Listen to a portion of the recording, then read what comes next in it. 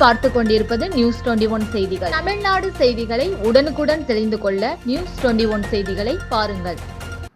செஞ்சி அருகே சுங்கச்சாவடியில் ரூபாய் 66 லட்சம் பாக்கி வைத்ததால் அரசு பேருந்துகளுக்கு அனுமதி மறுப்பு. விழுப்புரம் மாவட்டம் செஞ்சி அடுத்த நங்கிலிகொண்டான் என்ற இடத்தில் புதுச்சேரி கிருஷ்ணகிரி தேசிய நெடுஞ்சாலையில் கடந்த ஒரு வருடமாக சுங்கச்சாவடி செயல்பட்டு வருகிறது.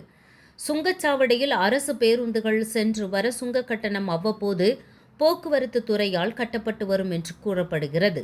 ஆனால் கடந்த 4 மாதமாக சுங்க கட்டணம் ரூபாய் 66,69,581 தொகை வரை சுங்கச்சாவடி நிர்வாகத்திற்கு பணம் செலுத்தாமல் பாக்கி வைத்ததாக கூறப்படுகிறது. விழுப்புரம் கோட்டம், திருவண்ணாமலை கோட்டம், வேலூர் கோட்டம், காஞ்சிபுரம் கோட்டம், தருமபுரி கோட்டம் ஆகிய அரசு பேருந்துகளின் தலைமையிடமாக விளங்கும் விழுப்புரம் கோட்டம் போக்குவரத்து துறை சார்பில் வழங்கப்படவில்லை என்று கூறப்படுகிறது.